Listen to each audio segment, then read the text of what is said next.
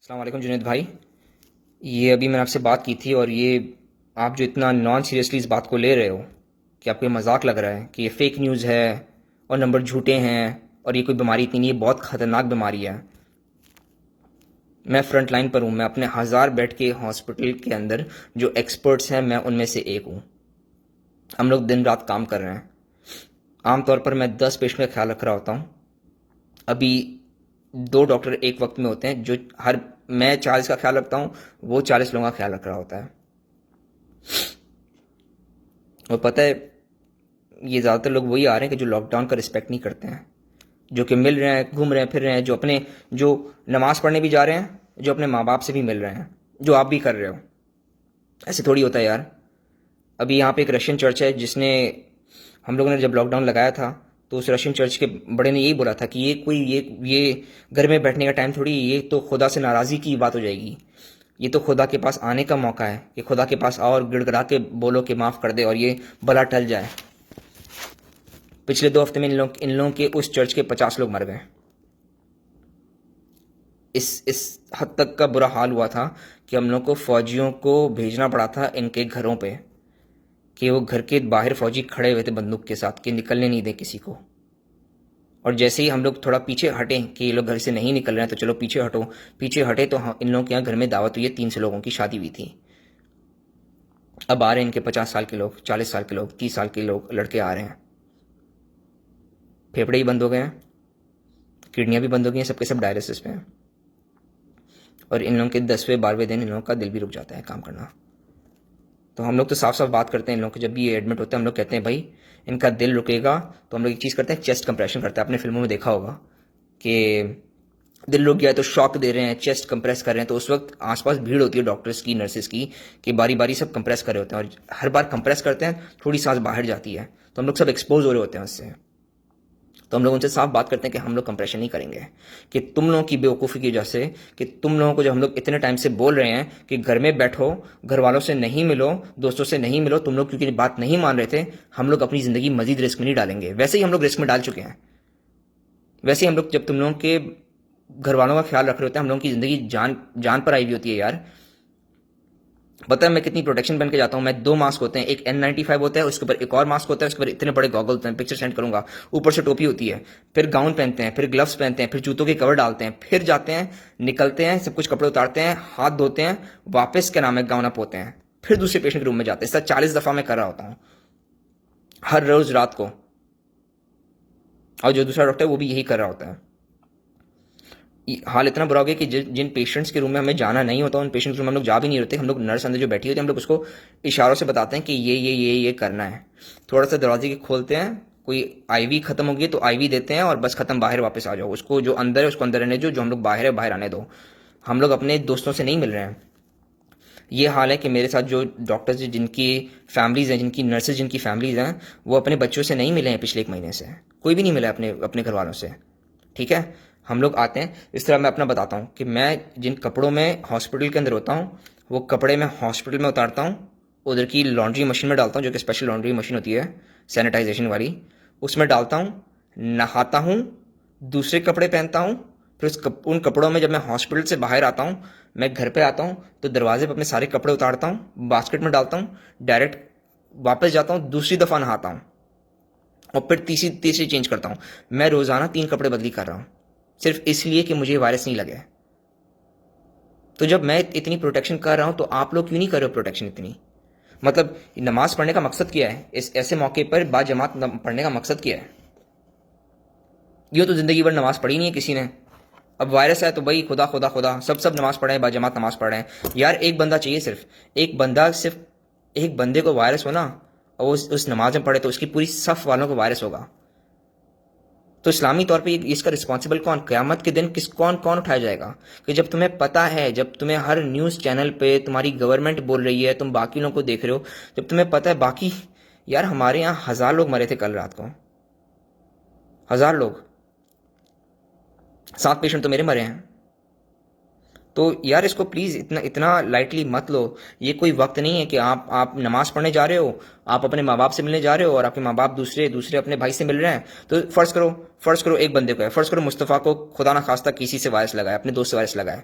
उसको शुरू के 10 दिन में कुछ भी नहीं पता चलेगा, ठीक है, कोई सिम्टम नहीं आएगा, कोई खांसी कोई नजला नहीं आएगा, पर वो वायरस से इन्फेक्ट कर रहा होगा। सिर्फ बात करते हो ना, सामने कोई खड़ा होता है, उसे महसूस होता है ना कि उसके चेहरे पे हवा लग रही होती है। कुछ लोग बात करते हैं, थूक उड़ते जाती है, ये सारी वायरस से भरा हुआ है यार, ठीक है। तो ये आप मिले हो, आपको तो कोई बाजार सिम्टम नहीं आ रहा, आपको सिम्टम आएगा 10 दिन बाद, जब वो खांसी, गले में इच होगी, सांस फूलने लगेगी, ये 10 दिन बाद आती हैं सारी चीज़ें। शुरू के 10 दिन कुछ नहीं होता आपको, पर आप इन्फेक्ट कर रहे होते हो।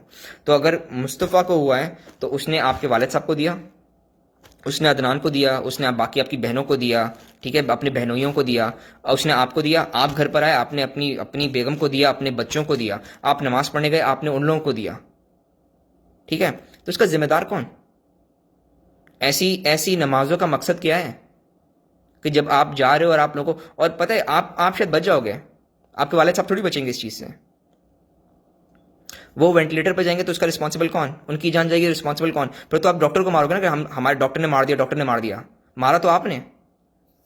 तो ये कोई वक्त नहीं है, प्लीज इन चीजों से परहेज करो। मतलब ये क्या है, मतलब मासियां घर पे आ रही हैं, आपके ड्राइवर घर पर आ रहे हैं, मतलब इन किस किस किस बात का इतना रिस्क ले रहे हो? छुट्टी करो इन सबकी। अभी तो हाथ पैर काम कर रहे हैं, घर में झाड़ू लगाओ यार। रसूल सल्लल्लाहु अलैहि वसल्लम ने घर पे झाड़ू लगाया, तो आप लोग झाड़ू नहीं लगा सकते हो? रसूल सल्लल्लाहु अलैहि वसल्लम ने अपने अपने खुद के कपड़े धोए, तो आप लोग क्या उनसे शाही हो? ये वो वक्त नहीं है कि जब आप अपने दोस्तों से मिल रहे हो। मतलब देखो, मेरी एस्टिमेट के मुताबिक ना 1.5 लाख लोगों को कराची में वेंटिलेटर की जरूरत पड़ेगी अगर ये वायरस अपने उरूज पे आया ना। जैसा ये यहाँ पर उरूज पे आया हुआ है, ये इटली में उरूज पे आया हुआ है, ये स्पेन में उरूज पर आया हुआ है, ये चाइना में उरूज पे आया हुआ है। ये उरूज पे आप लोगों के अगर आएगा ना तो 1.5 लाख, कराची की पॉपुलेशन के मुताबिक 1.5 लाख लोगों को वेंटिलेटर की जरूरत पड़ेगी। पूरे पाकिस्तान में 170 वेंटिलेटर है। क्या करोगे फिर? छोड़ दोगे? वो आपके सामने घुट घुट के मर जाएंगे। हमारे यहाँ जब ये लोग मरे होते थे अपने कमरे में मर रहे होते हैं, और हम लोग फैमिली को बोल देते हैं हम लोग नहीं जा रहे और हम लोग आपको हॉस्पिटल में भी नहीं आने देंगे, आपको बस हम लोग एक फ़ोन कॉल करेंगे कि आपका बंदा मर गया है, ठीक है। और हम लोग रात, मतलब जब हम लोग देख रहे थे कि बंदा जा रहा है, तो हम लोग रात की शुरू में कॉल कर लेते। जब मैं देखता हूँ शिफ्ट में पकड़ता हूँ, पेशेंट की केयर पकड़ता हूँ, मैं देखता हूँ ये पेशेंट जाने वाला है, ये पेशेंट जाने वाला है, ये पेशेंट जाने वाला है आज, तो मैं उनकी फैमिली को शिफ्ट के स्टार्ट में ही फ़ोन करके बोल देता हूँ कि भाई देखो इनकी हालत गंभीर है, मुझे नहीं लगता ये आज रात सर्वाइव करेंगे, आप आके देख नहीं सकते हो इनको, ठीक है। और मैं जो मेरी नर्सेज है ना, मैं उनको भी कमरे से बाहर निकलवा लूँगा, क्योंकि उनको रिस्क पर डालने का कोई फ़ायदा नहीं कि बंदा जाने वाला ही है। और जब ये मर जाएगा तो मैं आपको एक फ़ोन कॉल करूँगा कि आपका बंदा मर गया है, ठीक है।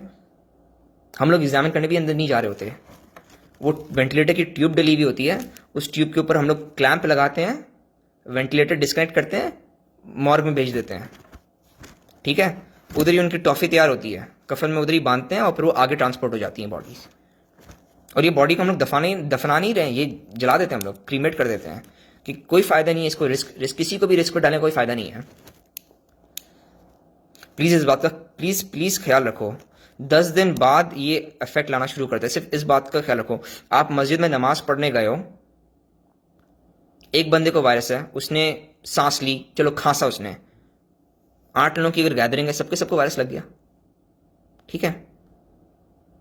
उसने नहीं किया, अगर आपको खांसा नहीं, उसने खाक करके थूका, आपकी चप्पलें उस थूक पे चढ़ी, वो चप्पल पहन के आप घर में आओगे ना, वायरस तो ले आए आप घर के अंदर, फिर क्या? फिर आपकी बेगम की जब डेथ होगी तो कौन रिस्पॉन्सिबल है उसका? मासियां घर में आ रही हैं, ड्राइवर घर में आ रहे हैं, यार ये प्लीज ख्याल रखो। मतलब क्या क्या काम नहीं होता क्या? ड्राइवर की इतनी ज़रूरत है? और जब जब जब आपकी गवर्नमेंट और आप लोग जब सीरियसली लोगे ना, तो एकदम से ये लोग लॉकडाउन लगाएंगे।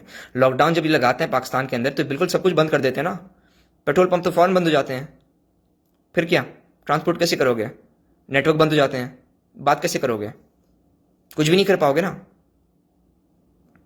तो क्या घर में राशन भी नहीं होगा? फिर फाके डालोगे घर के अंदर?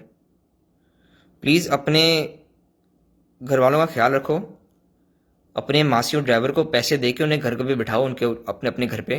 ये मजाक का टाइम नहीं है, ये बहुत सीरियस बीमारी है और हम लोगों को कोई समझ में नहीं आया है। वेरी ऑनेस्टली, जो भी डॉक्टर आपको बोलता है ना कि इसका ये इलाज है, उसका वो इलाज है, मलेरिया की मेडिकेशन इलाज है, कुछ कोई नहीं है, कुछ भी नहीं है, कुछ भी नहीं है। मेरा एक पेशेंट भी मलेरिया की मेडिकेशन से बचा नहीं है, ठीक है। एजिथ्रोमाइसिन से एक पेशेंट भी नहीं बचा मेरा। ये सब मर गए, सबके सब मर जाते हैं। वो बात अलग है कि मेरे पास जो पेशेंट्स आते हैं वो सबसे बीमार पेशेंट्स आते हैं। मैं आईसीयू के पेशेंट का ख्याल रखता हूँ जो सारे वेंटिलेटर पर होते हैं। 90% लोगों को ये जो बीमारी होती है वो नॉर्मल से फ्लू की तरह बीमारी होती है। वो खांसते हैं, 2 हफ्ते तक पड़े होते हैं ज़मीन पर और फिर वापस ठीक हो जाते हैं। बट उन्होंने जितने टाइम वो चल फिर रहे होते हैं वो हर किसी को इन्फेक्ट करते हैं। उनके फिर वालिदैन घर पर इधर आते हैं बीमार होके। रशियन का मैंने बताया था, न्यू जर्सी में एक फैमिली थी, उनकी गैदरिंग हुई ना लॉकडाउन में, तो उन लोगों ने भी सीरियसली नहीं लिया। तो उनकी फैमिली गैदरिंग हुई थी, सब ने मिलकर ना कहा कि वो चलो चलो छुट्टियाँ हैं, चलो मिल बांट के खाते हैं। तो पूरी फैमिली गैदरिंग हुई, फुफियाँ, चाचा, दादा दादी, बेटे क्या नाम है, इनके सारे बच्चे हैं। तो उनमें से एक को खांसी थी। अब उनके फैमिली के 2 फुफियाँ, 2 चाचा और दादा दादी सब मर गए। तो आपकी इस गैदरिंग की वजह से आपके घर के 6 फर्द मर गए। तो कौन रिस्पॉन्सिबल है इसका? इतनी तप्पड़ है आप में कि आप इनका गिल्ट अपने कंधे पर रख सको।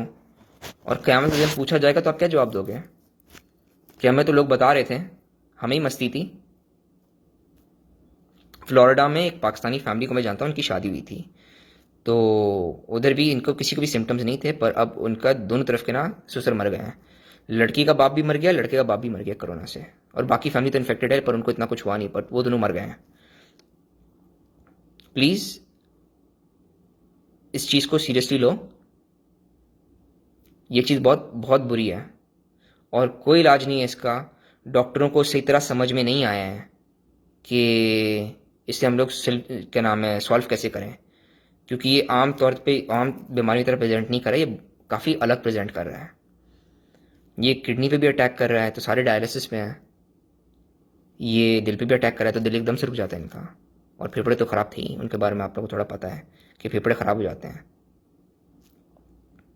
और पता है क्या होता है, एक तो ट्यूब डली हुई है मुंह के अंदर, एक मैं गर्दन में डालता हूँ, एक मैं हाथ में डालता हूँ, एक मैं पेशाब की नाली में डालता हूँ, एक मैं पिछवाड़े में डालता हूँ, ठीक है। और जब इन ये डायलिसिस पे चढ़ते हैं जो कि तीसरे दिन डलते हैं तो एक क्या नाम है थाई में भी डलती है लाइन, जो डायलिसिस की लाइन होती है। और फिर मैं दबा के इन्हें मॉर्फिन दे रहा होता हूँ, फेंटनिल दे रहा होता हूँ, प्रोपोफॉल दे रहा होता हूँ। फिर ब्लड प्रेशर गिरता है तो मैं ब्लड प्रेशर की मैं एक और दवाई एक और ड्रिप स्टार्ट करता हूँ। फिर मैं पानी देना शुरू करता हूँ कि किडनियाँ फेल हो रही हैं। बहुत बुरा हाल है। प्लीज़ इस बात को सीरियसली लो। नमाज़ों पे जाना बंद करो, लोगों को इन्फेक्ट करना बंद करो, माँ बाप से मिलना बंद करो, गैर ज़रूरी मिलना जुलना बंद करो। मतलब यार इंटरनेट है, व्हाट्सएप है, स्काइप है, इनसे कांटेक्ट में रहो। डायरेक्ट मिलने की क्या ज़रूरत है? क्या ये मिलना इतना ज़रूरी है कि आप बोलो कि नहीं, अगर हम लोग नहीं, मतलब मैं अपने माँ बाप की जान देने के लिए तैयार हूँ पर मिलना लाजमी है, इतना ज़रूरी है? चलो खैर, मैं मज़ीद आगे बात नहीं करूँगा, आगे आप लोग खुद समझदार हो, ठीक है। प्लीज़ बात को सीरियसली लो। खुदा हाफिज़।